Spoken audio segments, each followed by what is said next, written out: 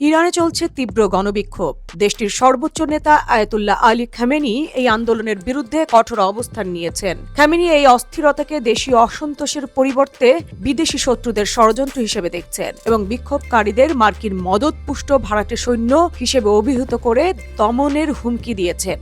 অর্থনৈতিক সংকটের মুখে শুরু হওয়া এই আন্দোলন দমাতে সরকার দেশ জুড়ে ইন্টারনেট সংযোগ বিচ্ছিন্ন করেছে। তাই প্রাণহানি ও দমনপীড়নের প্রকৃত তথ্য আড়ালে পড়ার আশঙ্কা তৈরি হয়েছে। আসুন দেখে নেওয়া যাক এই বিক্ষোভ কেন রাজধানী তেহরান সহ বিভিন্ন অঞ্চলে দানা বেঁধে উঠল।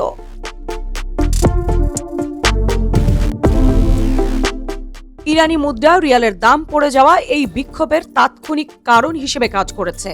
তেহরানের ব্যবসায়ীরা যখন রিয়ালের পরিবর্তে মার্কিন ডলারের দাম আকাশচুম্বী হতে দেখেন, তখন তারা রাস্তায় নেমে আসেন। ইরানে বর্তমানে মূল্যস্ফীতি 40% পৌঁছেছে, যা সাধারণ মানুষের জীবনযাত্রাকে অসহনীয় করে তুলেছে।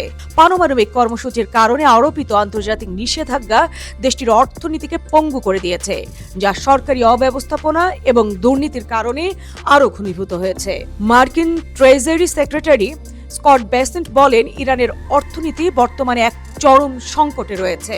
বিক্ষোভকারীরা সরাসরি ইরানের সর্বোচ্চ নেতা আয়াতুল্লাহ আলী খামেনির শাসনের পতন এবং ধর্মীয় শাসন ব্যবস্থার অবসান দাবি করেছেন। তারা খামেনিকে স্বৈর শাসক হিসেবেও অভিহিত করে স্লোগান দিচ্ছেন।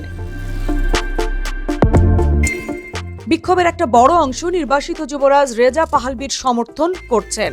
স্লোগানগুলোতে শাহ দীর্ঘজীবী হোক এবং পাহলভির প্রত্যাবর্তনের আহ্বান শোনা যাচ্ছে, যা বর্তমান রাজনৈতিক অবস্থার প্রতি চরম অনাস্থার প্রতীক। ইরানের বর্তমান সরকার ব্যবস্থায় দীর্ঘদিনের দমনপীড়নের অভিযোগ রয়েছে, তাই পশ্চিমা গণমাধ্যমগুলো বলছে মানুষের মধ্যে গভীর হতাশা তৈরি হয়েছে।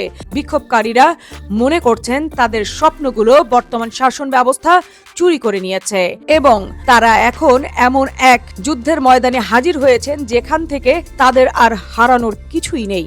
এই বিক্ষোভের গভীরতা বোঝা যায় এর ব্যাপকতা দেখে, যা ইরানের 31টি প্রদেশের 100টিরও বেশি শহর ও জনপদে ছড়িয়ে পড়েছে ইতিমধ্যেই। শুধু সাধারণ মানুষ বা শিক্ষার্থী নয়, এমনকি গোয়েন্দা সংস্থার কর্মকর্তাদের পরিবারের সদস্যরাও গোপনে যোগ দিচ্ছেন বলে তথ্য পাচ্ছি আমরা।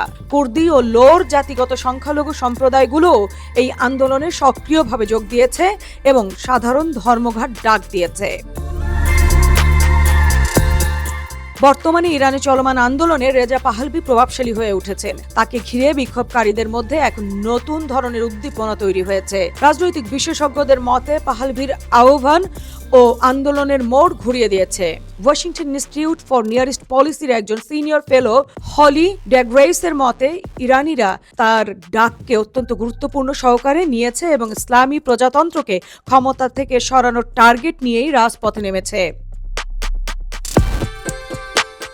নির্বাসিত এই সাবেক যুবরাজ তার সমর্থকদের রাজপথে নামার এবং ঐক্যবদ্ধভাবে দাবি জানানোর আহ্বান জানিয়েছিলেন। তার এই বার্তার পরেই তেহরান সহ বিভিন্ন শহরে ব্যাপক বিক্ষোভ শুরু হয়েছে। তিনি যে কোনো মূল্যে বিক্ষোভ চালিয়ে যাওয়ার নির্দেশনাও দিয়েছেন।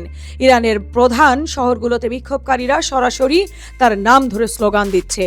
তেহরান, মাশহাদ এবং বাবুলের মতো শহরগুলোতেও শাহ দীর্ঘজীবী হোক এবং এটি শেষ যুদ্ধ, পাহলভির ফিরে আসবেন, এমন স্লোগান শোনা যাচ্ছে।